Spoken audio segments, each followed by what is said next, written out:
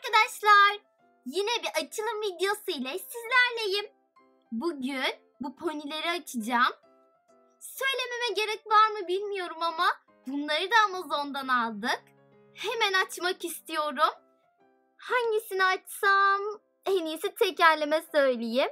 Bir kedi varmış, 100'e kadar sayarmış, sıfırını silmiş, 10 kalmış.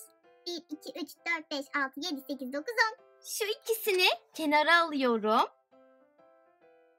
Bu setin içerisinde küçük poniler var. Sweetie Ben, Apple Bloom ve tam olarak telaffuz edemediğim pony. Burada Prenses Cadence'la Shining Armor'un düğünündeler. Giyinişlerine bakacak olursak Nedime'ler. Paketten çıkacak olan plan da çok güzel görünüyor. Arkasında kutudan çıkan ponilerin resmi var. Hemen açalım.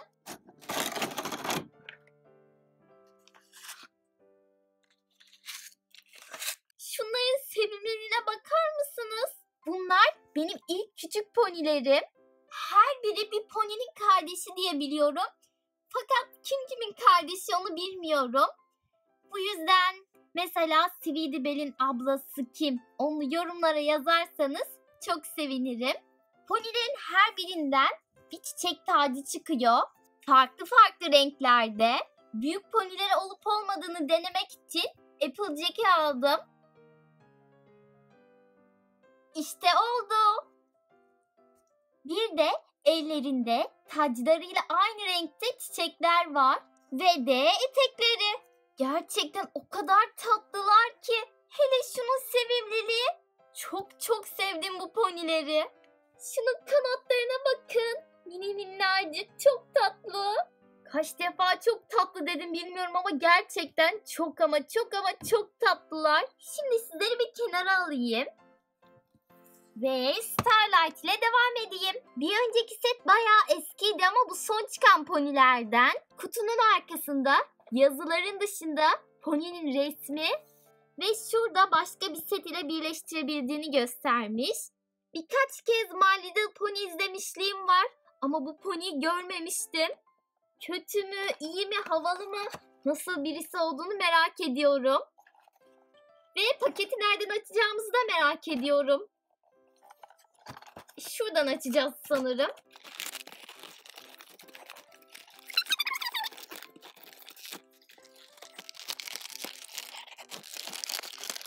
Vay canına, şu arka plana bakar mısınız? İlk başta normal sıradan çiçekli arka planlardan zannetmiştim ama öyle değil. Tüm pony karakterlerinin resmi var.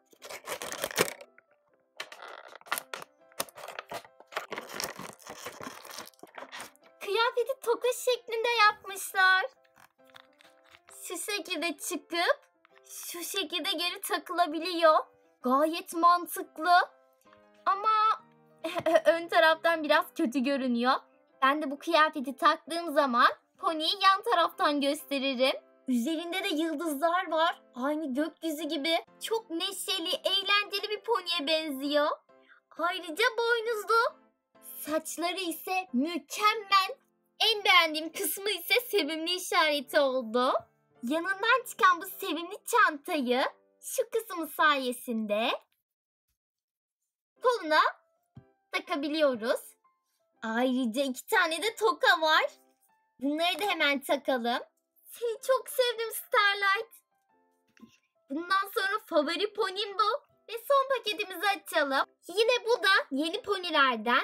Bazı yeni ponilerin bir kısmında resimler çizili. Kutu birazcık gelirken yıpranmış. Ve şurada da elma şeklinde bir delik var. Sanırım bu da Applejack'in abisi. Burada da bir çiftlik çizimi var. Bu poninin ismini de yorumlara yazarak beni bilgilendirirseniz çok mutlu olurum.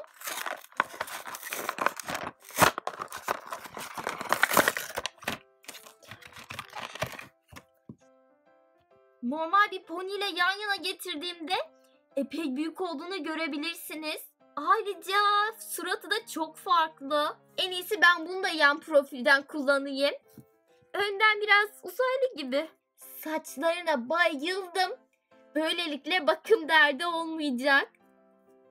Ve çok da havalı. Çizimde bu şekilde çiftliğin ve poninin kendi resmi var.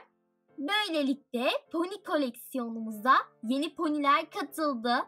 İçlerinden favorim Starlight ve Sweetbelle oldu. Videomuzu izlediğiniz için teşekkür ederiz.